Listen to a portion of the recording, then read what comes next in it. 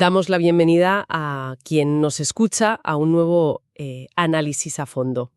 Hoy traemos una historia que, bueno, sinceramente, parece sacada directamente de la sala de guionistas de un thriller político. Totalmente. Vamos a repasar la trayectoria de un proyecto que arrancó con una fuerza unificadora que parecía arrolladora en su momento y que ha culminado hace nada en una de las renuncias más sonadas de los últimos tiempos en la política española. Sí, es un arco narrativo tremendo.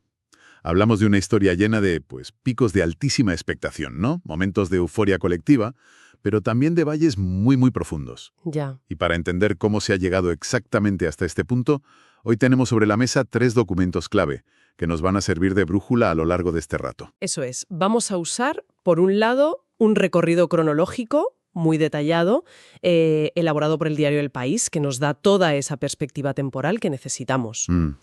Luego, para entender qué pasaba mientras tanto, en la gestión pura y dura, tenemos la cobertura del diario.es sobre una normativa laboral que levantó muchísimas ampollas, o sea, el Estatuto del Becario. Exacto.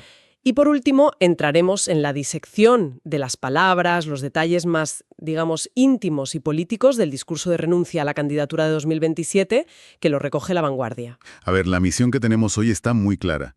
Queremos desentrañar el ascenso, la gestión en el gobierno y el paso a un lado de Yolanda Díaz como figura principal a la izquierda del Partido Socialista en España. Claro. Todo esto hasta llegar a su decisión definitiva ahora, en este 2026. Pero antes de meternos en materia, creo que es fundamental hacer una pausa y, lanzar un aviso importante a nuestra audiencia. Por supuesto, siempre es mejor dejar las reglas del juego clarísimas desde el minuto 1. Adelante. Pues a ver, el material que vamos a analizar hoy contiene temas políticamente muy sensibles. Hablamos de movimientos, partidos, legislaciones que abarcan distintos espectros de la política española. Sí. Y son debates ideológicos que generan mucha pasión. Por eso queremos recordar a quien nos escucha que este análisis va a ser estrictamente neutral. Fundamental eso. Nuestro objetivo aquí no es respaldar ninguna postura política ni tomar partido por nadie. Estoy convencido de que eso queda claro. Vamos a extraer, analizar y comunicar de forma objetiva los hechos, las declaraciones y las narrativas presentes en los textos. Nada más. Vale, vamos a desgranar esto. Y creo que lo más sensato es arrancar por el momento en que se enciende la mecha, ¿no? Sí, hay que ir al origen. Si miramos esa cronología política del país, todo nos lleva de vuelta a 2021. Es un momento tremendamente convulso. Pablo Iglesias acaba de sufrir un revés enorme en las elecciones autonómicas de Madrid. El famoso 4 de mayo. Exacto. Y decide abandonar la política activa de inmediato. Y en ese contexto de retirada casi abrupta, señala directamente a Yolanda Díaz como la nueva líder del espacio. La pregunta es, ¿por qué ella y por qué en ese preciso momento? Una crisis de identidad y de desgaste electoral bastante importante. Ya. Pablo Iglesias da un paso atrás tras esas elecciones madrileñas, pero fíjate, no deja que el liderazgo se decida en un proceso interno pausado. No hay primarias a largo plazo ni nada de eso. Nada. En un movimiento rapidísimo, unge a Yolanda Díaz. Y esto es crucial porque ella, en ese momento, era la figura mejor valorada del gobierno. Claro, por su gestión. Exactamente. Su gestión como ministra de Trabajo durante la pandemia, especialmente con todo el tema de los ERTEs, tenía un perfil muy técnico, muy de acuerdos con sindicatos y patronal. Pero claro, asumir un liderazgo porque te señalan en un momento de crisis sin tener un partido propio fuertemente estructurado detrás, es una mochila pesadísima. Una mochila de plomo. Y de ahí saltamos a 2022, el año en el que nace Sumar. Recuerdo perfectamente que la narrativa de aquel verano era que el proyecto era imparable. Sí, la palabra ilusión se repetía constantemente. Díaz se lanza a una gira por toda España para escuchar a la ciudadanía, para armar un frente amplio. Pero mientras la marca Sumar crece, y esto lo marcan muy bien las fuentes, empieza a notarse una grieta bastante seria con Podemos. Lo fascinante de esto es cómo se gesta esa tensión tan temprana. Díaz empieza a hablar de trascender las siglas. ¿De crear algo nuevo? Exacto, algo nuevo que vaya más allá de los partidos tradicionales, lo cual inevitablemente implicaba diluir el peso específico que Podemos había tenido hasta entonces en ese espacio político. Claro, pasaban a ser una pieza más del puzzle, no todo el puzzle. La respuesta no se hace esperar. Pablo Iglesias, que ya estaba fuera de la política institucional, pero, ojo, con muchísima influencia mediática, Muchísima. lanza una advertencia severísima. Llega a decir, y cito textualmente según las fuentes, que si Sumar decide ir a las futuras elecciones sin Podemos, eso va a ser una tragedia electoral y política. Ostras, esa frase de la tragedia electoral es casi profética si miramos lo que vino justo después.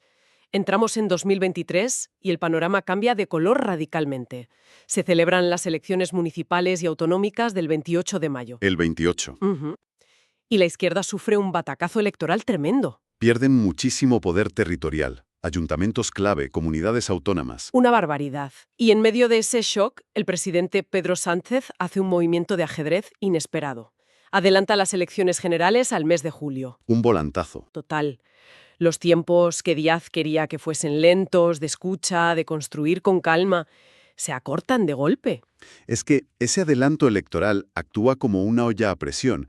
Ya no hay tiempo para giras, no hay tiempo para debates sosegados en las plazas. Hay que cerrar listas y coaliciones en cuestión de días. ¿A contrarreloj? Y es en ese embudo donde Podemos y Sumar entran en una crisis sin vuelta atrás. El punto de inflexión más crítico, el que de verdad marca una herida profundísima en ese espacio, es la exclusión de Irene Montero de las listas electorales conjuntas. Ahí hay que detenerse un segundo, porque quien nos escucha necesita el contexto claro de por qué Irene Montero, que era ministra de Igualdad y un peso pesado absoluto del partido, queda fuera. El debate giraba en torno al desgaste político provocado por la ley del solo si es sí, ¿verdad? Así es. A ver, la intención de esa ley era poner el consentimiento en el centro de los delitos sexuales.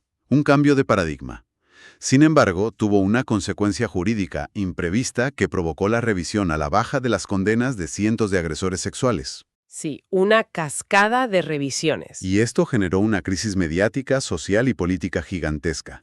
Entonces, Sumar, en ese momento de cierre de filas desesperado para las elecciones generales, decide prescindir de Montero en las listas. Argumentando que arrastraba demasiado desgaste electoral. De forma más o menos velada, sí. Y claro, para Podemos esto fue visto como una traición imperdonable. Un veto directo a su principal activo político y a su obra de gobierno. Madre mía. Llega el 23 de julio de 2023. Los resultados dan para frenar a la derecha, por la mínima, y se reedita el gobierno de coalición entre el PSOE y esta vez Sumar en lugar de Unidas Podemos. Pero el ecosistema interno estaba roto. Roto y a la vista de todos, además. Sumar entra al gobierno, consigue ministerios importantes, pero Podemos queda completamente fuera del Consejo de Ministros. Ni una sola cartera. Ninguna. Y la fractura institucional se consuma de forma definitiva unos meses después, cuando los 5 diputados de Podemos deciden abandonar el grupo parlamentario de Sumar. Y se pasan al grupo mixto. Para dimensionar esto, irse al grupo mixto en el Congreso de los Diputados en España no es un simple cambio de asiento, ¿eh? No. Es el grupo cajón desastre. Ahí es donde acaban los partidos que no tienen suficientes escaños para tener grupo propio. Significa perder muchísimo tiempo de intervención en los debates, perder recursos económicos, perder visibilidad. Es un movimiento muy drástico. Te da la medida de hasta qué punto sentían que no tenían voz dentro de la coalición de Sumar. Preferían la precariedad absoluta del grupo mixto antes que seguir bajo esa disciplina parlamentaria. Y a partir de ahí la división es total en la izquierda. Total. Y entramos en la etapa de declive, que las fuentes sitúan entre 2024 y 2026. Es que es una sangría continua en las urnas.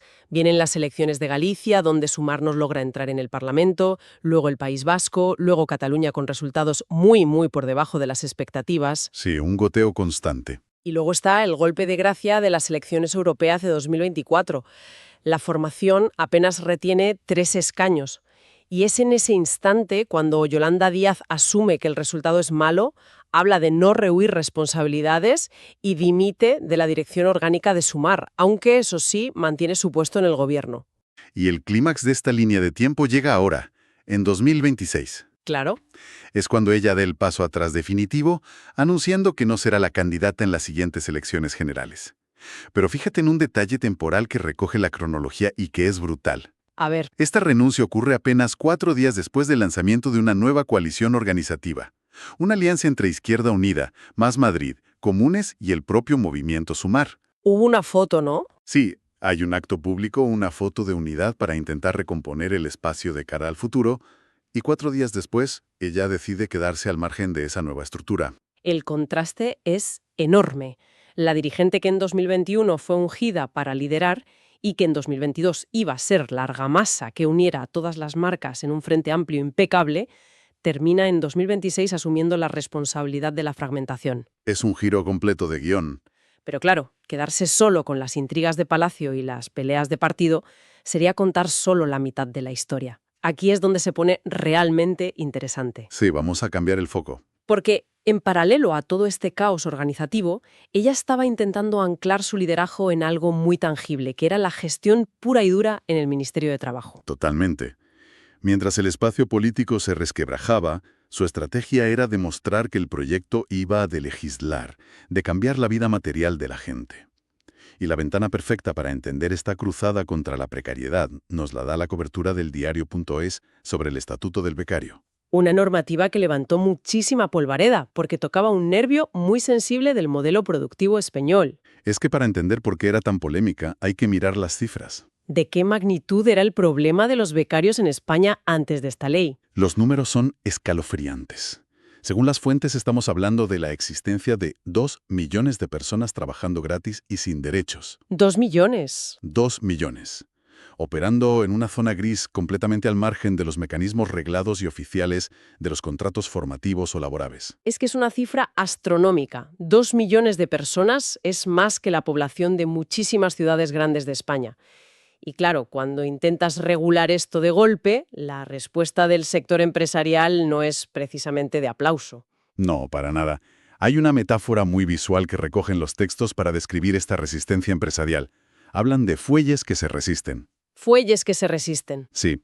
Pensemos que durante años muchísimas empresas, incluso administraciones públicas, ojo, Que eso tiene tela también. habían construido parte de su modelo organizativo contando con un flujo constante de mano de obra gratuita o semigratuita. Cuando llegas con una ley que dice «se acabó», esos sectores lógicamente se resisten a perder ese privilegio. A tener que asumir los costes de entrar en la legalidad laboral. Lógico desde su perspectiva, claro. Entonces, ¿qué mecanismos introduce el Estatuto del Becario para desmontar ese sistema? Porque no se trata solo de prohibir por prohibir, ¿verdad? Sino de establecer unas nuevas reglas del juego. Exacto. Impone unos requisitos muy estrictos. Primero, se acabó la informalidad. Las prácticas no laborales en las empresas tienen que constar obligatoriamente por escrito. Vale. Tiene que haber un acuerdo específico, firmado, donde quede clarísimo cuál es el plan de formación. Y segundo, y esto es clave, introduce la obligatoriedad de una doble tutorización. Es decir, que se acabó eso de tener al estudiante en una esquina haciendo fotocopias o simplemente haciendo bulto en la oficina. Precisamente eso. La ley exige que haya un tutor por parte del centro académico o universitario y otro tutor físico y real dentro de la empresa. Alguien que supervise, que enseñe y que garantice que la experiencia del becario es verdaderamente formativa. Que están aprendiendo algo, vamos. Claro, y no una forma encubierta de sacar producción adelante a coste cero. Hay un concepto legal en todo esto que a mí me parece fascinante leyendo las fuentes, que es la presunción de laboralidad. Ah, sí, eso es crucial. Los textos lo explican usando el mundo del periodismo y la comunicación como ejemplo, que es un sector que tradicionalmente ha dependido muchísimo, muchísimo de los becarios. ¿Cómo funciona esto en la práctica si, por ejemplo, llega una inspección de trabajo a una redacción? Es el mecanismo de defensa más contundente de toda la norma. Imagina esa redacción de periódico. Si un inspector llega y ve a un becario que está, no sé, cubriendo el turno de un redactor que está de vacaciones... O escribiendo artículos de portada bajo presión de cierre... Eso es, sin un tutor al lado enseñándole nada. La ley no entra a debatir si es un buen o mal plan de prácticas. La ley aplica la presunción de laboralidad. Presume automáticamente que esa persona está sustituyendo un puesto de trabajo estructural. Exactamente. ¿Y cuál es la consecuencia directa de esa presunción automática? Que ese puesto, ese fraude de ley, se configura automáticamente como un contrato laboral ordinario y, además, de carácter indefinido. O sea, te hacen fijo de inmediato. El inspector levanta acta y el becario pasa a ser un trabajador con todos sus derechos. Invierte la carga de la prueba por completo. Ya no es el becario asustado el que tiene que ir a denunciar a la gran empresa arriesgándose a represalias. Es el Estado el que actúa de oficio. Visto así, suena a una revolución legislativa tremenda. Pero, y esto me parece un detalle histórico interesantísimo, los textos subrayan que esto no es un invento radical que se sacó de la manga el Ministerio de Trabajo en 2023 o 2024. Y ese es el contexto que le da todo el peso a la medida. Resulta casi paradójico tener que recordar esto en pleno siglo XXI, pero el Estatuto del Becario viene, en gran medida, a cumplir con lo que el Tribunal Supremo de España ya llevaba años dictando. La jurisprudencia ya estaba ahí. El Supremo ya estaba resolviendo multitud de casos en contra de empresas que usaban las mal llamadas prácticas para ocultar trabajo real. Lo que hace el Gobierno con esta ley es aterrizar y codificar en el Boletín Oficial del Estado lo que los jueces ya estaban exigiendo sentencia a sentencia. Poner fin, por ley, a un vacío del que muchos se aprovechaban. Eso es. Pero por otro, la líder incapaz de mantener cohesionado a su propio espacio político. Las dos caras de la moneda. Y con esta dualidad llegamos al final de nuestro recorrido, su renuncia en 2026. Tenemos la transcripción de La Vanguardia, y no es el típico discurso aséptico de un político leyendo unos malos resultados electorales, dando las gracias y yéndose a casa, no. No, en absoluto. Es un discurso muy revelador porque elabora un diagnóstico profundamente ideológico y emocional de cómo percibe ella el estado de la sociedad en ese momento. Construye toda una narrativa sobre por qué da ese paso a un lado. No lo hace desde la derrota técnica. No, lo hace desde una lectura del momento histórico. Menciona a una lista de preocupaciones que, según ella, quitan el sueño a la ciudadanía ahora mismo. Habla del contexto internacional, con guerras y una incertidumbre brutal. Habla de la desigualdad estructural, de trabajadores que, pese a tener empleo y nómina, están angustiados por el precio inasumible de la vivienda. Que es un drama gigantesco en España. Gigantesco. Pero el eje central de su discurso, la palabra que más resuena a lo largo de toda la intervención, es el miedo. El miedo como herramienta política. Ella alerta de que hay fuerzas, refiriéndose claramente a los movimientos reaccionarios o de extrema derecha, que intentan aprovecharse de esa inseguridad ciudadana para generar odio. Para dividir. Sí, intentan convencer a la gente de que la política no sirve para nada, de que todos los políticos son iguales y de que la única salida es el individualismo puro y duro y la resignación. Y frente a ese discurso de la antipolítica, ella lanza mensajes muy directos a colectivos concretos para que no cedan terreno. A las mujeres les pide que no den ni un paso atrás en sus derechos adquiridos.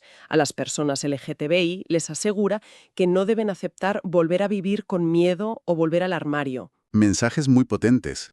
Pero la parte más vehemente, la que rompe un poco los esquemas tradicionales de estos discursos, es su encendida defensa de la juventud. Esa parte es clave para entender su visión, porque en los últimos años ha calado en ciertos sectores de los medios de comunicación y en la sociología la narrativa de que las nuevas generaciones, especialmente los hombres jóvenes, se estaban volviendo un bloque reaccionario, más conservador que sus padres. Sí, esa idea está por todas partes. Pues Yolanda Díaz rechaza esta idea de plano en su discurso.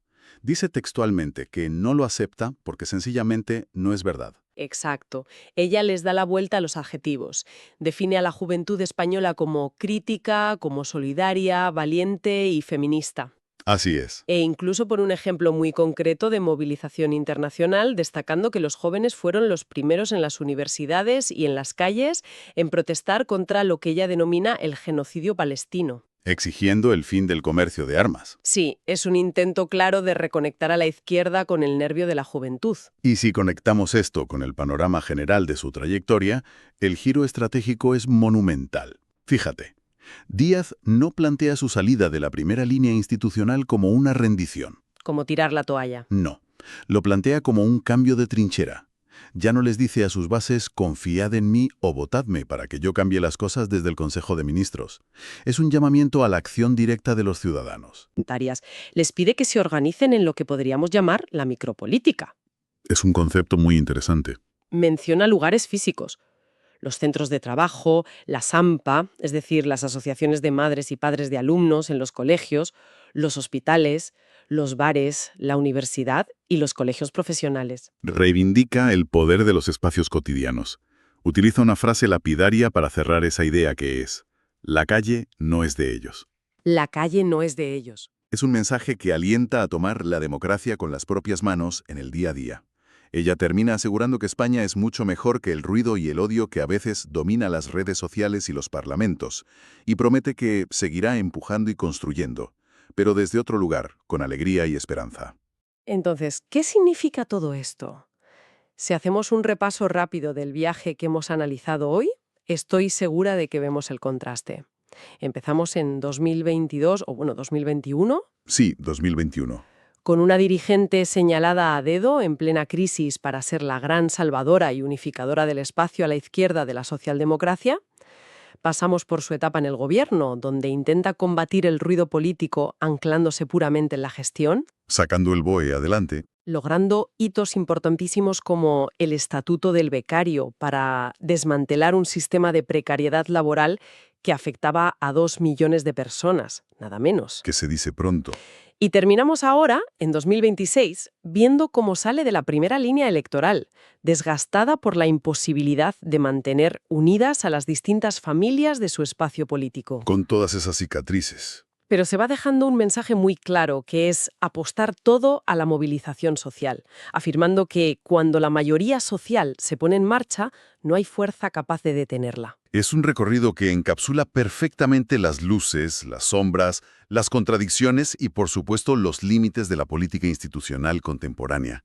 Y esto plantea una pregunta importante para quien nos escucha, algo para masticar y reflexionar más allá de los titulares rápidos. A ver. Si todo este proyecto político comenzó con un esfuerzo titánico, casi obsesivo, te diría, por aglutinar a múltiples partidos bajo una sola gran marca electoral en el Congreso, y termina unos años después con un llamamiento a resistir y a organizarse desde la base, en los bares, en los colegios y en los hospitales, significa esto que el verdadero poder de transformación social ya no reside en las grandes coaliciones de siglas en las instituciones, sino que debe regresar inevitablemente a la calle y a los espacios del día a día de la clase trabajadora.